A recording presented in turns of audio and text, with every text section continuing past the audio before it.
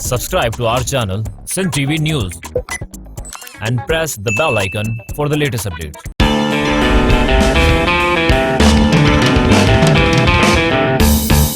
अस्सलाम वालेकुम व्यूअर्स, नौजवाननि जा नवा आइडियाज़, नयूं सोचूं ऐं नवा ख़्याल खणी नई टही प्रोग्राम सां गॾु मां आहियां तव्हांजो मेज़बान लतीफ़ गात। व्यूअर्स, जीअं शेक्सपियर चयो आहे त इंसान जे ज़िंदगीअ जूं 7 स्टेजिस थियनि थियूं, 7 मरहला थियनि था जंहिंमां इंसानु गुज़रे थो। ईअं ई असां वटि जेके इंसान हिन दुनिया में आया आहिनि उहे मुख़्तलिफ़ स्टेजिस मां गुज़री पंहिंजे ज़िंदगीअ जो सफ़र पूरो कनि था, त उन्हनि में हिकु दौर या हिकु स्टेज अहिड़ी बचे थी जंहिंमें उन्हनि जो वास्तो शागिर्दी ज़िंदगीअ सां पए थो। शागिर्दी ज़िंदगीअ में उन्हनि खे कहिड़ियुनि कहिड़ियुनि ॾुखियाईनि जो मुंहुं ॾिसणो पवे थो, शागिर्दी ज़िंदगीअ जी कहिड़ी ख़ूबसूरती थिए थी। इंसानु जीअं पंहिंजी ज़िंदगी गुज़ारींदो वेंदो आहे, जॾहिं नौजवान थींदो आहे त उनखे पंहिंजो बालकपण यादि ईंदो आहे, जॾहिं कुराड़ो थींदो आहे त वरी उनखे जवानी यादि ईंदी आहे, शागिर्दी दौरु यादि ईंदो आहे। इहे अहिड़ा ख़ूबसूरत लम्हा आहिनि, मुख़्तलिफ़ स्टेजिस आहिनि ज़िंदगीअ जूं जंहिंखे इंसानु भरपूर नमूने गुज़ारे थो ऐं भरपूर नमूने उन्हनि खे वरी यादि बि कंदो आहे। असांजे अॼोके प्रोग्राम जो जेको मौज़ू आहे उहो आहे शागिर्दी दौर खां अमली ज़िंदगीअ ताईं जो सफ़रु। असांजो नौजवान इहे मरहला, इहे जेके स्टेजिस आहिनि कीअं तय करे थो, शागिर्दी ज़िंदगी हुनखे कीअं महसूसु थिए थी, कीअं हू उन सफ़र जी शुरूआति करे थो, कीअं उन सफ़र जी पुॼाणी करे थो, ऐं जॾहिं अमली ज़िंदगीअ में अचे थो असांजो हीउ जेको समाज आहे उन जूं कहिड़ियूं ज़िमेवारियूं हुन ते आयत थियनि थियूं। उन्हनि ज़िमेवारनि खे केतिरई निभाइण जी कोशिशि करे थो, केतिरो कामयाबु थिए थो या केतिरो कामयाबु कोन थो थिए, नाकामी मिले थी उनखे, उन जा कहिड़ा सबब आहिनि, कामयाबु थिए थो त उन जा कहिड़ा कारण आहिनि। इन्हनि सभिनी हवालनि सां अॼोके प्रोग्राम में ॻाल्हि ॿोल कंदासीं। ॻाल्हि ॿोल में हिसो वठण लाइ जिन नौजवाननि मूंखे जॉइन कयो आहे मां उन्हनि जो तव्हां सां तारुफ़ कराईंदो हलां। सभ खां पहिरियों जेको महिमान आहे आहे सजादुल हक़ कांधड़ो। सजादुल हक़ नसीराबाद शहर जो रहवासी आहे ऐं बेसिकली ही हिते हैदराबाद में वकालत जो शागिर्दु आहे। ॿी जेका असांजी महिमान आहे उहा आहे पिरह अनवर काज़ी। पिरह अनवर काज़ी नौशहर फ़िरोज़ शहर जी रहवासण आहे ऐं हिते हैदराबाद में हीअ वकालत जी शागिर्दानी आहे। टियों जेको नौजवान आहे मंसूर लगारी। मंसूर लगारी टंडे अलहयार जो रहवासी आहे ऐं हीअ बि हिते हैदराबाद में वकालत जो शागिर्दु आहे। हीअ टई नौजवान आहिनि, हिननि जो पंहिंजो हिकिड़े शागिर्दी दौर मां गुज़री रहिया आहिनि ऐं उन सां गॾोगॾु वकालत जे शागिर्दु हुजण जी हैसियत सां ही इंटर्नशिप या प्रैक्टिस बि करे रहिया आहिनि। मुख़्तलिफ़ कोर्स में प्रैक्टिकल लाइफ में बि आहिनि, शागिर्दी दौर बि हिननि जो गॾोगॾु हली रहियो आहे। अचो त हिननि जा आइडियाज़ अवां ताईं पहुचायूं था ऐं हिननि जा जेके एक्सपीरियंसिस आहिनि कीअं रहनि था इन्हनि ॿिन्ही फेज़िस में उहे तव्हां ताईं पहुचायूं था त हीअ जेका स्टेज आहे ज़िंदगीअ जी उहा केतिरी ख़ूबसूरत आहे या उनखे ख़ूबसूरत कीअं बणाए सघिजे थो। अचो त ॻाल्हि ॿोल जी शुरूआति सजादुल हक़ कांधड़े खां था कयूं। सजादुल हक़, अॼोको जेको असांजो हीउ मौज़ू आहे जंहिं ते पाण ॻाल्हायोसीं शागिर्दी दौर खां प्रैक्टिकल लाइफ ताईं जो हिकिड़ो सफ़रु जेको नौजवान जो थिए थो उहो कीअं सफ़रु थिए थो, छा थिए थो, इन ते असां डिटेल में ॻाल्हाईंदासीं। पर पहिरीं असां ॼाणणु चाहींदासीं शागिर्दी दौर असां चऊं छा खे था। तव्हां शागिर्दी दौर खे कीअं डिफाइन कंदव, उहो कहिड़ो इंसान जी ज़िंदगीअ जो लम्हो, उहा कहिड़ी इंसान जी ज़िंदगीअ जी, नौजवान जी ज़िंदगीअ जी स्टेज अचे थी जंहिंखे असां शागिर्दी दौर चऊं था। स्टूडेंट जेका लाइफ आहे बेसिकली तौर उहा बि हिकिड़ो इंसानी जेको सफ़रु आहे जंहिंजो तव्हां शेक्सपियर जो हॉल ॾेई करे जंहिं इर्तिका जो ज़िक्र कयो उन ई इर्तिका जे हिकिड़ो फेज़ आहे। उन इहे फेज़ आहे बेसिकली तौर ते जेको मञियो वञे थो ऑल ओवर हूअं त हर को चवंदो आहे त शागिर्द आहियूं ऐं मुख़्तलिफ़ जेके बि पैगम्बर या बुज़ुर्ग वग़ैरह आहिनि ऐं जेके बि इल्म जा तालिब आहिनि, सिखंदड़ आहिनि, त उहे चवंदा आहिनि त असां सॼी उमिरि शागिर्द आहियूं ऐं सॼी उमिरि उहे पंहिंजो पाण खे शागिर्द तस्लीम कंदा आहिनि, शागिर्द सम्झंदा आहिनि। पर जेकॾहिं पाण इन सफ़र खे फॉर्मली तौर ते एकेडमिकली पर्पज़ में ॾिसूं त बेसिकली स्टूडेंट लाइफ जेका आहे उहा उन शागिर्द जी उन वक़्त खां शुरू थिए पई जॾहिं खां हू फॉर्मली तौर ते उनजा पीउ माउ उनखे, उनजा वालदेन मिट माइट उनखे वठी करे वञी स्कूल में कंहिं KG में नर्सरी खां शुरू कराइनि था अप टू सोवान। इहो जेको सफ़र पहिरें दर्जे में बिल्कुलु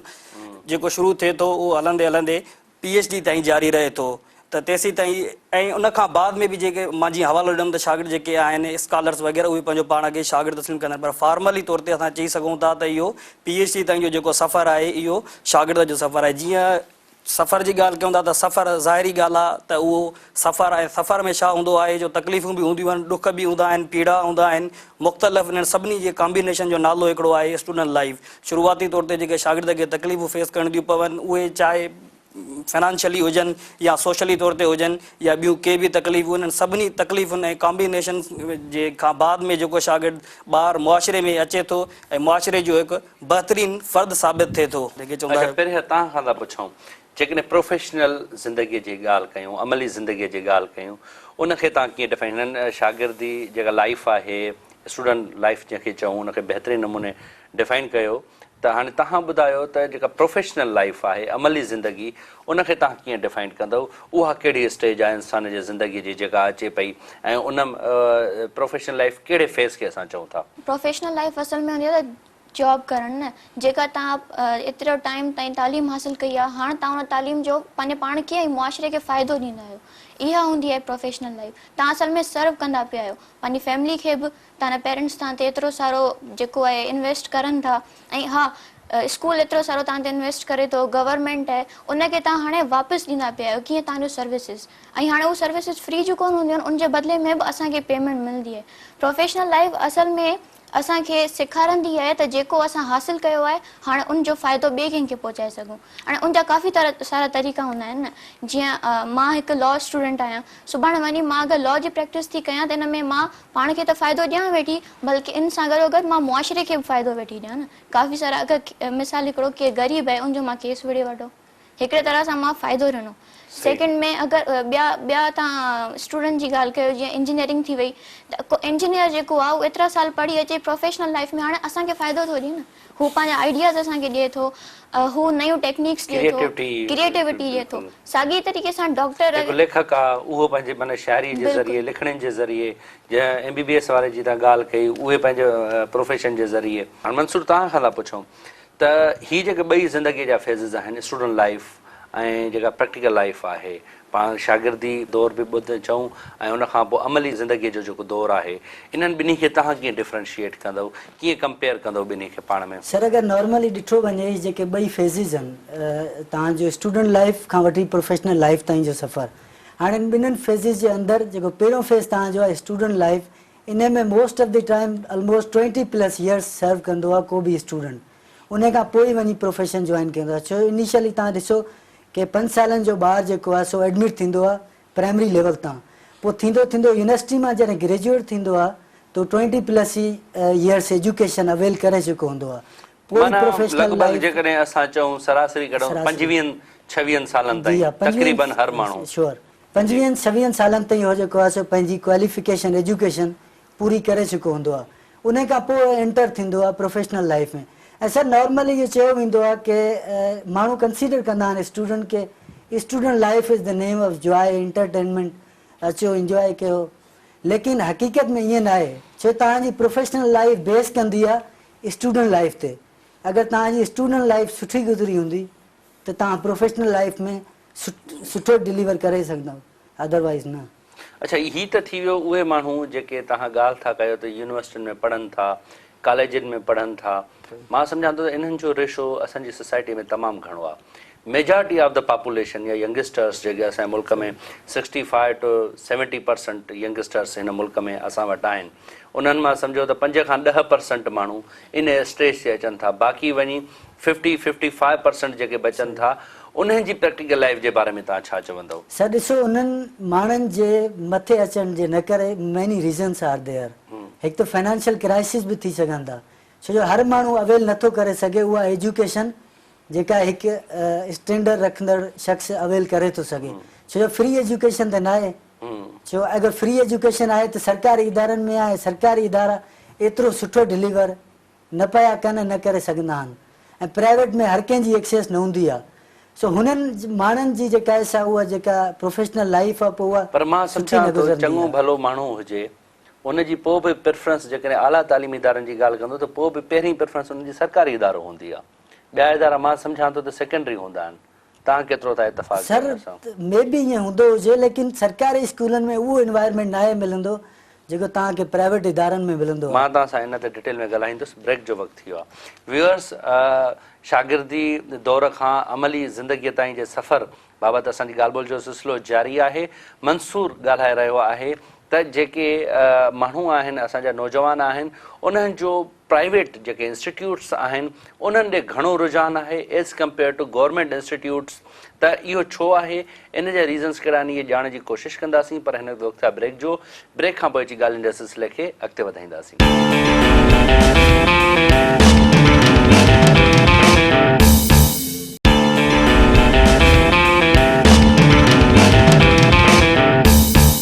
वेलकम बैक व्यूअर्स ब्रेक ते वञण खां अॻु में शागिर्दी दौर खां वठी अमली ज़िंदगीअ जो जेको सफ़र आहे इन बाबति असांजी ॻाल्हि ॿोल जो सिलसिलो जारी हुयो। मंसूर ॻाल्हाए रहियो हो त असांजा अक्सर नौजवान जेके आहिनि उन्हनि जी जेका तरजीह रहे थी, उन्हनि जी जेका प्रिफरेंस रहे थी, उहा प्राइवेट सेक्टर इंस्टीट्यूट्स ॾे वधीक रहे थी एज़ कंपेयर टू सरकारी इंस्टीट्यूट्स। पर मूं हुननि खे चयो त असांजा जेके माण्हू आहिनि अॼु बि जेकॾहिं आला तालीमी इदारनि जी ॻाल्हि था कयूं त पहिरीं जेका तरजीह रहे थी आला तालीमी इदारनि में उहा सरकारी इदारा रहे थी ऐं उते कोन थी थिए त पोइ नौजवान पैसा भरे शायदि प्राइवेट स्कूलनि में प्राइवेट यूनिवर्सिटीज़ या कॉलेजिस में वञनि था। त इन जो जवाबु अचो त मंसूर खां पुछूं था। जी मंसूर। यूनिवर्सिटी लेवल ते त नो डाउट क्वालिफाइड टीचर्स जेके रखिया वेंदा आहिनि, जिन्हनि जी PhD हूंदी आहे या MPhil वग़ैरह कयल हूंदी आहे, सो उहे सुठो डिलीवर करे सघनि था। उन लेवल ते अगरि तव्हां ॻाल्हि पिया कयो त नो डाउट सरकारी लेवल ते तमामु सुठो इन्वायरमेंट आहे। अगरि तव्हां लोअर लेवल जी ॻाल्हि कयो, लोअर एजुकेशन जी ॻाल्हि कयो, त उते प्राइवेट सेक्टर जेको आहे सो तमामु सुठो डिलीवर कनि पिया as compare to government sectors. अच्छा, मां तव्हां खां थो पुछां, पहिरें छोकिरनि जे हवाले सां जेकॾहिं ॻाल्हि कयूं त छोकिरियूं जीअं शागिर्दी वक़्त में अचनि थियूं, तालीम हासिलु कनि थियूं, उन खां पोइ प्रैक्टिकल फील्ड में अची उन्हनि जो रुझान घटिजी छो थो वञे। जीअं मेडिकल जी असां हिकिड़ो मिसाल वठूं, 80% खां मथे छोकिरियूं सिलेक्ट थी थियनि मेडिकल में, पर जॾहिं असां प्रैक्टिकल फील्ड में वञी ॾिसंदासीं त असांखे 80% कोन ॾिसण में ईंदियूं, तमामु घटि छोकिरियूं ॾिसण में ईंदियूं। इन जो रीज़न छा आहे? प्रैक्टिकल फील्ड में अचण खां छोकिरियूं कीॿाइनि छो थियूं या ॿिया रीज़न आहिनि? कहिड़ा रीज़न आहिनि, थोरो ॿुधाइजो। अच्छा, इन जा असल में ॿ टे कॉज़िस आहिनि। पहिरियां त ईअं न त छोकिरी जेका आहे उहा डिॼे थी त मां उन प्रैक्टिकल फील्ड में न वञा। हू अगरि 5 साल पंहिंजा मेडिकल खे ॾेई एतिरी मेडिकल जी ॾुखी तालीम सभिनि खां सम्झी वेंदी आहे, MBBS जी सभिनि खां डिफिकल्ट जेका आहे, हू अगरि 5 साल ॾेई करे उहा तालीम कंप्लीट करे थी त हू छो कोन अचणु चाहींदी हूंदी? हू चाहींदी हूंदी त जेके मूं 5 साल पढ़िया आहिनि हाणे हिनखे मां यूटिलाइज़ कयां, जेका नॉलेज मूं ॾे आई आहे उनखे मां यूज़ कयां। पर न अचण जी पोयां इलाही वजहूं आहिनि। सभिनि खां पहिरियां छोकिरियुनि चवंदा आहिनि जीअं उनजी तालीम पूरी थींदी आहे उनखे चवंदा आहिनि हाणे शादी कराए छॾो। त ईअं न आहे न, उन अगरि जीअं छोकिरो आहे उन जी शादी तेसि ताईं कोन कराई वेंदी आहे जेतिरो हू जॉब नथो करे, त उहा साॻी जेका ॻाल्हि आहे उहा लागू करणु खपे छोकिरी ते। त छोकिरी जेतिरो जॉब नथी करे उनजी शादी न कराइणु खपे। मगर असां वटि ईअं कोन्हे को। पाकिस्तान जी अगरि तव्हां ॻाल्हि करो या इवन इंडिया जी या जेके साउथ एशिया जा काफ़ी सारा मुल्क आहिनि उनमें ईअं ई हूंदो आहे। त इन जो पहिरियों रीज़न त इहो आहे। ॿियो आहे सोसाइटी। मिसाल अगरि छोकिरी शादी करे वञे त केतिरा उहे उनजा ससुराल वारा हूंदा जेके उनखे अलाउ कंदा हूंदा त हू जॉब कर। हू चवंदा हूंदा न बसि हाणे जेको तुंहिंजो ज़िंदगी आहे उहो घर ताणे महदूद हुजणु खपे, जेका तुंहिंजी फैमिली आहे उहा तुंहिंजी प्रायोरिटी हुजणु खपे। इहे कॉज़िस आहिनि जेके उनखे रोकनि था त हू जॉब न करे। अच्छा, तव्हां खां था पुछूं त शागिर्दी ऐं प्रैक्टिकल लाइफ अमली ज़िंदगीअ में नौजवान खे कहिड़े कहिड़े ॾुखियाईनि जो मुंहुं ॾिसणो पवे थो? चैलेंजिस जी तव्हां जेका ॻाल्हि पिया कयो त बेसिकली जीअं मंसूर चयो त जेका शागिर्दी लाइफ आहे उहा हिकिड़ी नेम ऑफ जॉय हुजे थो। त इन खां बाद जॾहिं प्रैक्टिकल लाइफ में शागिर्द अचे थो त उनखे मुख़्तलिफ़ चैलेंजिस जा मुंहुं ॾिसणो पवे थो। उनजो नंबर 1 जेको थी सघे थो काज़ उहो इहो ई आहे त जेकॾहिं को शागिर्द आहे शुरूआती तौर ते उहो जेकॾहिं उन पंहिंजे पसंदि जे शोबे में न आयो आहे ऐं जीअं तीअं पोइ करे उहो डिग्री कढियो वञे, डिग्री करण खां बाद में मिसाल जे तौर लॉ जे शागिर्द खे वठूं था, उनजी चॉइस कोन हुई पर उहो पेरेंट्स जे चवण ते या मुआशरे जे दबाव जे करे लॉ में आयो ऐं लॉ में अचण खां बाद में प्रैक्टिस में वञण यानी की वकील थियणु हुनजी प्रायोरिटी न आहे त हू छा कंदो? ज़ाहिरी ॻाल्हि आहे मजबूरी खां उनखे रोज़ी रोटी करण जे करे प्रैक्टिस करणी पवंदी या हेॾां होॾां थियणो पवंदो। हू अहिड़े नमूने सर्वाइव न करे सघंदो जीअं हिकिड़ो शागिर्द पंहिंजे चाह सां एंथियोसिज़म सां कंहिं फील्ड में आयो हूंदो। यानी कि फर्स्ट काज़ जेको पाण डिस्कस कयो यानी कि लेक ऑफ कैरियर काउंसलिंग। अगरि कैरियर काउंसलिंग जेकॾहिं सही नमूने थियल हुजे त शागिर्द सही डिपार्टमेंट में वञे ऐं सही डिपार्टमेंट वञण खां बाद में सही प्रैक्टिकल लाइफ में सही मुआशरे जो ज़बरदस्त फ़र्द साबित थी सघे पियो ऐं मुआशरे में बि उन जूं उमेदूं वाबस्ता वधीक थी सघनि थियूं उन सां। नंबर ॿी जेका ॻाल्हि आहे उहा फाइनेंशियली। असां वटि फाइनेंशियली जेके क्राइसिस आहिनि उहे बि शागिर्द जी तालीमी ज़िंदगी ते त असरअंदाज़ थियनि ई थियनि पिया, पर जॾहिं उहो साॻियो ई शागिर्द प्रैक्टिकल लाइफ में वञे पियो त उहे साॻा ई मसइला उनजे पीछो न पिया छॾनि ऐं उन सां उहे साॻियो ई मसइलो आहे। मिसाल जे तौरु मेहरान यूनिवर्सिटी जे इलेक्ट्रिकल डिपार्टमेंट जो, आर्किटेक्चर जो या ॿी कंहिं डिपार्टमेंट जो शागिर्द जेकॾहिं निकिरी प्रैक्टिकल लाइफ में अचे पियो त मुख़्तलिफ़ प्राइवेट सेक्टर्स वारा उन खां एक्सपीरियंस पिया घुरनि। हाणे हिकिड़ो नओं ग्रेजुएट फ्रेश जेको निकितो हुजे उहो काॾां एक्सपीरियंस आणे त उनखे ज़ाहिरी ॻाल्हि आहे चैलेंजिस खे मुंहुं करणो थो पए। ऐं जेकॾहिं वरी साॻियो ई पंहिंजी असां फील्ड जो मिसाल वठूं लॉ में, त लॉ में प्रैक्टिकल तौरु जेकॾहिं शागिर्द वञे थो सभ खां पहिरियां त उनखे फर्म ॻोल्हणो आहे, कंहिं सुठे फर्म में वञे। सुठो फर्म केतिरनि छोकिरनि खे थो मिले, केतिरा ख़ुशनसीब आहिनि जंहिंखे सुठो फर्म थो मिले या को सुठो उन्हनि खे सीनियर मिली वञे। ॾाढो मुश्किल आहे सुठो फर्म ऐं सुठो सीनियर मिलणु बग़ैर कंहिं सोर्स ऐं बग़ैर कंहिं वास्ते जे। उनजे करे शागिर्द मुख़्तलिफ़ वक़्तनि ते दरबदर थी करे बाद में वञी करे सही ट्रैक ते अचनि पिया ऐं इन खां बाद ॿिया बि खोड़ थी सघनि था कैरियर काज़िज़ जेके शागिर्दनि खे फेस करणा था पवनि। छोकिरनि जे हवाले सां चैलेंजिस कीअं था ॾिसो? शागिर्दीअ जे वक़्तु जेको हू गुज़ारनि थियूं उन में कहिड़ा चैलेंजिस था दरपेश अचनि उन्हनि? असांजी हिकु मेल डोमिनेंट सोसाइटी आहे, इहा हिकिड़ो फैक्ट आहे जंहिंखे एक्सेप्ट करणु ॾुखियो आहे मगर एक्सेप्ट करिणो थो पवे। असां कयूं था एक्सेप्ट त उन में ॾिसो न, ईअं हूंदो आहे त छोकिरी अगरि स्कूल वञे थी त उनखे इहा न ॻाल्हि जो डपु हूंदो आहे त मां वञा थी केरु मुंहिंजे बारे में इनसिक्योर थी वञे। बिल्कुलु इनसिक्योर थी वञे। हैरेसमेंट जा काफ़ी सारा वाक़िया अचनि था। ख़ाली स्टूडेंट्स ई न, टीचर बि जेके आहिनि उहे फीमेल स्टूडेंट खे हैरेस करे सघनि था ऐं काफ़ी सारा अहिड़ा वाक़िया असां पाण ॾिठा आहिनि जेको हाणे कंहिं यूनिवर्सिटी जे वीसी जेको आहे पंहिंजी स्टूडेंट खे कयो पिए, उनजो उहो केस भलियो टीवी ते, इवन हाई कोर्ट में उन्हनि जो जेको केस हलियो। त इहे कुझु चैलेंजिस आहिनि जेके दरपेश अचनि था छोकिरियुनि खे। ॿियो सर इन सां एड करणु चाहींदो परे जी ॻाल्हि सां हिकिड़ी ॻाल्हि, गर्ल्स सां मेनली जेको मेन इशू आहे मूं नोट कयो आहे, कंसीडर कयो आहे, उहो सेटलमेंट जो इशूज़ हूंदो आहे। छो जो तव्हां ॾिसो की मुख़्तलिफ़ शहरनि मां गर्ल्स अचनि थियूं। हाणे फॉर एग्ज़ाम्पल तव्हां यूनिवर्सिटी ऑफ सिंध या मेडिकल यूनिवर्सिटी या इंजीनियरिंग यूनिवर्सिटी, तव्हां हिननि जा मिसाल वठो। सो हाणे मुख़्तलिफ़ शहरनि मां गर्ल्स अचनि थियूं, सो हुननि जे सेटलमेंट जो मेन इशू हूंदो आहे। सेटलमेंट जो कीअं माना? सेटलमेंट रिहाइश जो इशू। हॉस्टल सही तरह सां प्रोवाइड न कया वेंदा आहिनि त रिकमेंडेशन ते प्रोवाइड कया वेंदा आहिनि। पोइ गर्ल्स जेके आहिनि से उन्हनि खे चैलेंजिस दरपेश हूंदा आहिनि रिहाइश जे हवाले सां स्पेशली। इहे त मुंहिंजे ख़्याल में हाणे गुज़िरियल 2 सालनि दौरान इहे चैलेंजिस दरपेश आया आहिनि। जनरली हिकु शागिर्दाणी खे पंहिंजे कैरियर में कहिड़नि चैलेंजिस खे मुंहुं ॾिसणो थो पए? हा सर, इहे 2 सालनि दौरान जॾहिं खां हाई कोर्ट्स जी सख़्ती थी आहे, नाला रंध वारो वाक़ियो थियो, उन खां पोइ कोर्ट्स या जजिस जिन हासिलनि ते वञी उन्हनि जेका आहे त ऑर्डर्स जारी कया त हिते वधीक अलाटमेंट छोकिरनि खे कोन ॾियो, माना छोकिरनि खे सथियो कोन जेका आहे उन्हनि जी पदेशन जेतिरी आहे ओतिरी छोकिरनि खे ॾियो। त उन खां पोइ यूनिवर्सिटीज़ मां मुंहिंजे हिसाब सां बाउंड थी वयूं त वधीक अलाटमेंट्स कोन थियूं ॾेई सघनि, because there is a court order. ठीकु आहे, पर उन बावजूद बि के यूनिवर्सिटियूं अकोमोडेट करण जी कोशिशि कनि थियूं, जेतिरी मूंखे इंफॉर्मेशन आहे पंहिंजी। त मां इहे त थी आहे गुज़िरियल 2 सालनि जा चैलेंजिस। त कंटिन्यूअस हिकु कैरियर में छोकिरीअ खे कहिड़े चैलेंजिस खे मुंहुं ॾियणो थो पवे? बॉयज़ जेके हूंदा आहिनि उन्हनि जो सोशल सर्किल वधीक हूंदो आहे as compare to girls. Girls जेके आहिनि फोकस्ड हूंदियूं आहिनि सिर्फ़ु पंहिंजी गैदरिंग ताईं, जॾहिं बॉयज़ जेके आहिनि उहे हर हंधि अची वञी सघनि था, प्रोग्राम अटेंड कंदा आहिनि, कॉन्फ्रेंसिस, त हुननि जे लाइ एॾा इशू न हूंदा आहिनि जेतिरा हिननि जे लाइ गर्ल्स जे लाइ इशूज़ हूंदा आहिनि। हिन ॻाल्हि में एडिशन कंदुसि त मंसूर जीअं चइबो शागिर्दनि खे इशूज़ वग़ैरह आहिनि, नो डाउट मुख़्तलिफ़ इशूज़ आहिनि, शागिर्दनि खे मुख़्तलिफ़ इशूज़ खे फेस करिणो पवे थो, ख़ासि करे शागिर्दनि खे। पाण जेकॾहिं पंहिंजे लॉ जी फील्ड जे मखसूस थी करे जेकॾहिं ॻाल्हायूं त ॻाल्हि ॿोल खे वधायूं था। ब्रेक जो वक़्तु थियो आहे, जिन इशूज़ जी तव्हां डिस्कस करणु चाहियो था, जिन इशूज़ खे हितां ई ॻाल्हियुनि जे सिलसिले खे वधाईंदासीं। व्यूअर्स, असांजी ॻाल्हि ॿोल जो सिलसिलो जारी आहे। असांजो जेको मौज़ू आहे त शागिर्दी दौर खां अमली ज़िंदगीअ ताईं जो सफ़र, उन हवाले सां सजादुल हक़ जेके गर्ल्स खे पेश ईंदड़ इशूज़ आहिनि, चैलेंजिस आहिनि, उन हवाले सां कुझु ॻाल्हाए रहियो आहे। पर हिन वक़्तु आहे ब्रेक जो। ब्रेक खां पोइ अची ॻाल्हियुनि जे सिलसिले खे अॻिते वधाईंदासीं।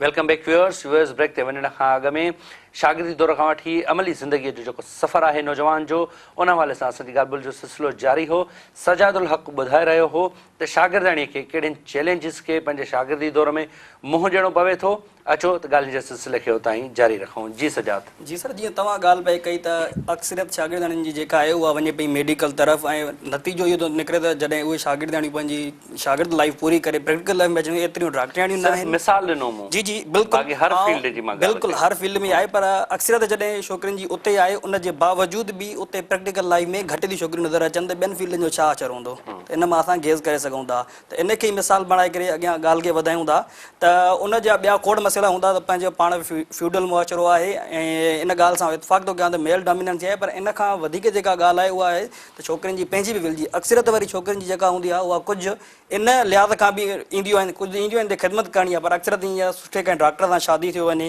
या ॿिया के इशूज़ आहिनि इन लिहाज़ खां बि शागिर्दियाणियूं कुझु इन कैरियर में इन करे ईंदियूं आहिनि ऐं पर जेकॾहिं वरी पाण ला जी ॻाल्हि कयूं त पाण वटि अक्सर करे जेका आहे छोकिरियुनि जी अक्सरियत असां जेकॾहिं महिल पढ़ूं पिया उहे ॿुधाईंदियूं आहिनि त जुडिशरी में वञणु चाहींदियूं आहिनि या टीचिंग फील्ड में वञणु चाहींदियूं आहिनि पर तमामु घटि नंबर आहे जेको चवणु चाहींदो त असां प्रैक्टिकल फील्ड में एज़ ए लायर तौरु फील्ड खे परस्यू कयूं उन जा मुख़्तलिफ़ सबब थी सघनि था ॿार वारनि जे तरफ़ां उन्हनि खे शायदि एतिरो रिस्पॉन्स न हुजे त उहो बि थी सघे थो ॿिया बि पर सभ खां पहिरीं जेका अवल ॻाल्हि आहे उहा आहे पंहिंजी बि विल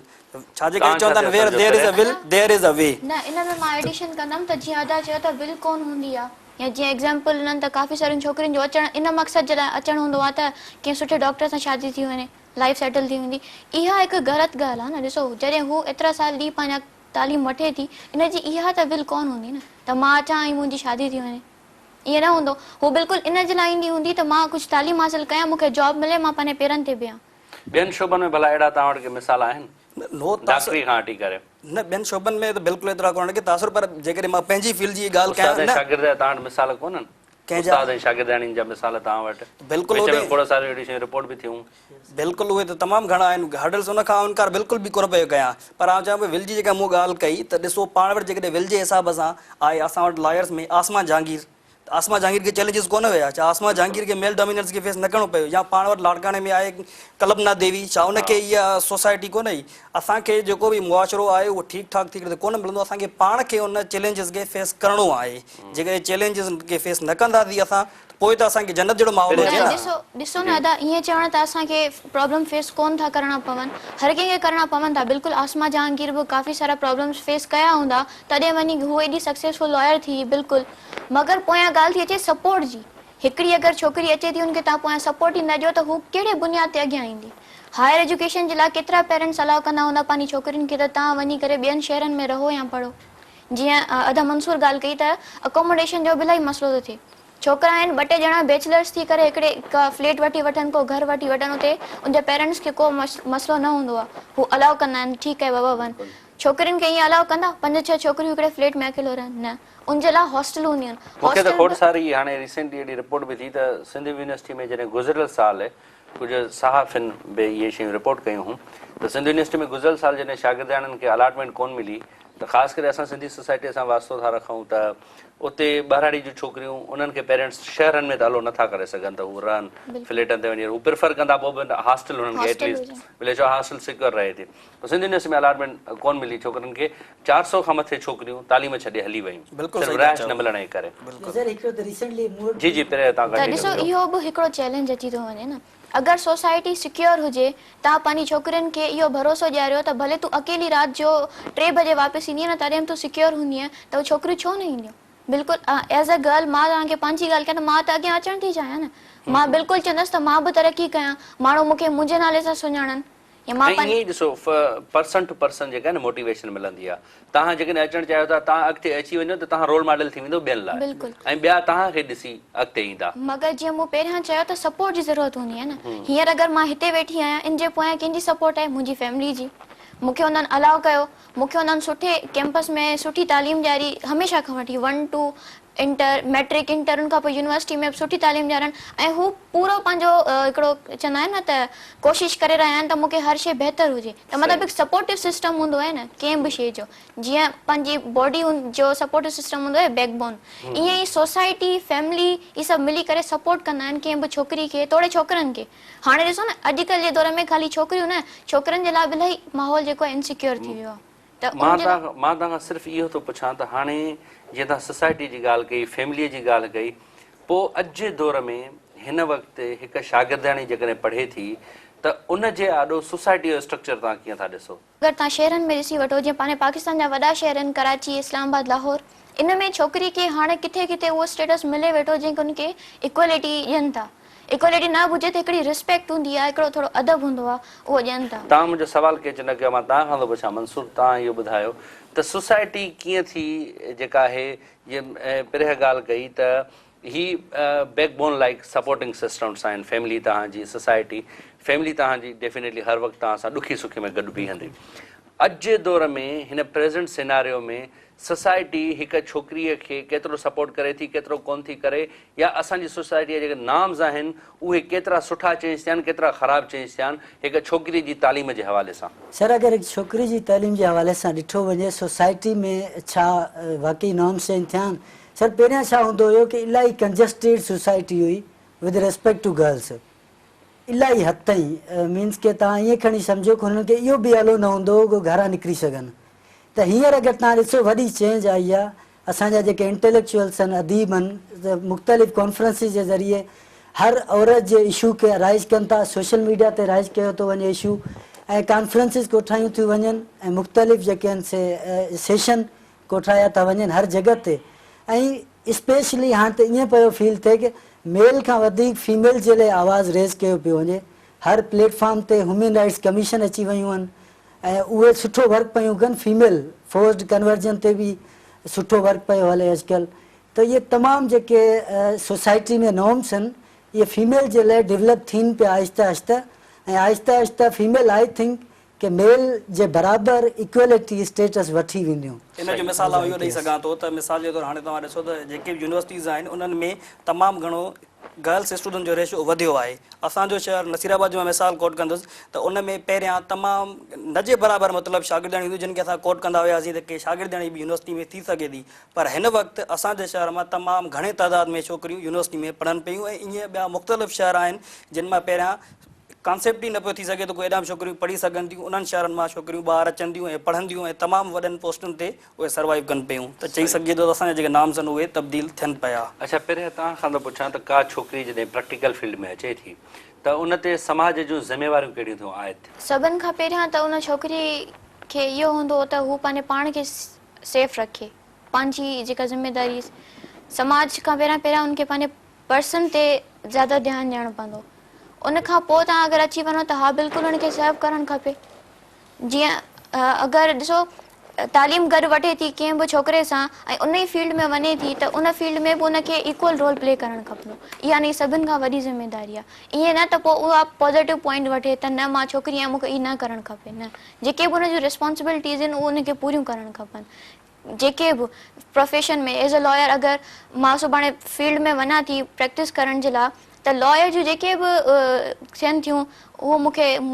पूरियूं करणु खपंदियूं न। तव्हां ॿुधायो मंसूर, हिकु नौजवान ते कहिड़ियूं ज़िम्मेवारियूं आयत थियनि थियूं हिन सोसाइटीअ जूं जॾहिं हू प्रैक्टिकल फील्ड में अचे थो त? जी ठीकु आहे सर। हाणे ॾिसो कि सर ॿ फेज़ हूंदा आहिनि, जी पाण पहिरियां डिस्कस कया, स्टूडेंट लाइफ ऐं professional life. So student life में एतिरी ख़ासि ज़िम्मेवारी न हूंदी आहे स्टूडेंट ते, जस्ट उनखे हिकिड़ो ई फोकस करिणो हूंदो आहे स्टडी ते। जॾहिं प्रोफेशनल लाइफ में जॾहिं हू क़दम रखंदो आहे त रिस्पॉन्सिबिलिटीज़ जो ॼार जेको हुनजे मथां अची वेंदो आहे। फॉर एग्ज़ाम्पल तव्हां ॾिसो असां लॉ फील्ड सां तालुक़ु था रखूं, जॾहिं असां प्रोफेशनल फील्ड में अचूं था त असां ते जेका पहिरियां रिस्पॉन्सिबिलिटी आहे थिए थी सा असांजे क्लाइंट्स जे लाइ असांखे दिफ़ा करिणो हूंदो आहे। So first it's our responsibility. अगरि तव्हां लम्स जो एग्ज़ाम्पल वठो, डॉक्टरी पूरी कंदा आहिनि त पेशेंट्स खे कीअं ट्रीट कजे, त डॉक्टर जे लाइ इहा फस्ट रिस्पॉन्सिबिलिटी इहा हुजणु घुरिजे कि हिकु पेशेंट खे कीअं ट्रीट कयो वञे। त ईअं ऐं उन खां अलावा वॾे मां वॾी रिस्पॉन्सिबिलिटी जेका प्रोफेशनल लाइफ में ईंदी आहे उहा इहा आहे कि पेरेंट्स जंहिं लेवल ते स्टूडेंट खे आंदो आहे प्रोफेशनल लेवल ताईं, छो जो पेरेंट्स बि त समाज जो हिसो आहिनि न, त पेरेंट्स जे लाइ कुझु करे हू शख़्स, त पेरेंट्स जी वजह सां हिन मक़ाम ते आहे, त पेरेंट्स खे अकेलो न छॾे बल्कि हुननि सां गॾु क़दम सां क़दम हुजे। सजादुल हक़,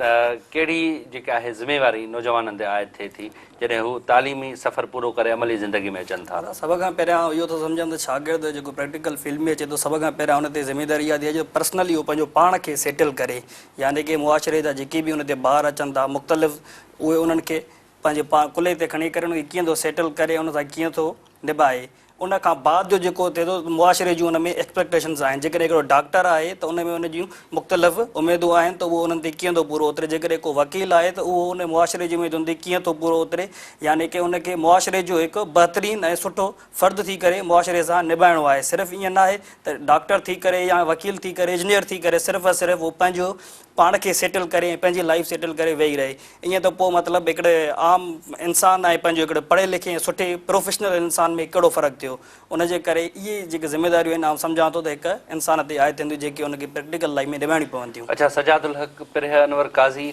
ऐं मंसूर लगारी, तव्हांजी वॾी महिरबानी। तव्हां आयो, पंहिंजा जेके आइडियाज़ हुया शागिर्दी हवाले सां बि ऐं प्रैक्टिकल फील्ड जे हवाले सां बि, उन सां रिलेटेड जेके चैलेंजिस आहे इन बाबति पंहिंजा ख़्याल पेश कया ऐं जेके उन्हनि जा हल हुया या जेका रहनुमाई नौजवाननि खे तव्हां ॾियण जी कोशिशि कई, असां कोशिशि कईसीं त हिन प्रोग्राम ज़रिए नौजवाननि ताईं पहुचायूं। उमेद आहे त नौजवाननि जिन बि हीउ प्रोग्राम ॾिठो हूंदो तव्हांजे आइडियाज़ मां कुझु हासिलु करण जी कोशिशि कंदा। व्यूअर्स, तव्हां असांजो अॼु जेको प्रोग्राम ॾिठो शागिर्दी दौर खां वठी अमली ज़िंदगीअ ताईं जेको नौजवान जो सफ़र आहे उन बाबति असां ॻाल्हि ॿोल कईसीं। टिनि नौजवाननि पंहिंजा ख़्याल, पंहिंजा आइडियाज़ पेश कया ऐं प्रैक्टिकल फील्ड, शागिर्दी दौर, इन्हनि ॿिन्ही में छा फ़र्क़ु आहे। इंसान जॾहिं शागिर्दी दौर खां प्रैक्टिकल फील्ड में अची जंप करे थो त उन ते समाज जूं कहिड़ियूं ज़िम्मेवारियूं आयद थियनि थियूं, त कहिड़नि कहिड़नि मरहलनि मां वरी उनखे गुज़रणो पए थो, कहिड़नि चैलेंजिस खे मुंहुं ॾियणो पवे थो। इहे सभु ज़िंदगीअ जो हिसो आहिनि, इहे सभु ज़िंदगी जूं स्टेजिस आहिनि। इंसान खे हर कंहिंखे इन मां गुज़रणो आहे ऐं उनखे सुहिणे नमूने गुज़रणो आहे त जीअं हू समाज लाइ कुझु बहितर किरदारु अदा करे सघे। प्रोग्राम जे बारे में का बि राय ॾियणु चाहियो था, स्क्रीन ते आयल असांजी ईमेल एड्रेस नोट करे वठो। ईंदड़ हफ़्ते वरी ॿिए मौज़ूअ ऐं ॿियनि महिमाननि सां गॾु तव्हांजी ख़िदमत में हाज़िर थींदुसि। तेसिताईं पंहिंजे मेज़बान लतीफ़ गाद खे ॾींदा इजाज़त। सदाईं गॾु।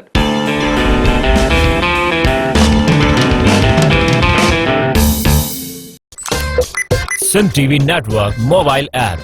Watch live TV and all programs on your mobile. Download the app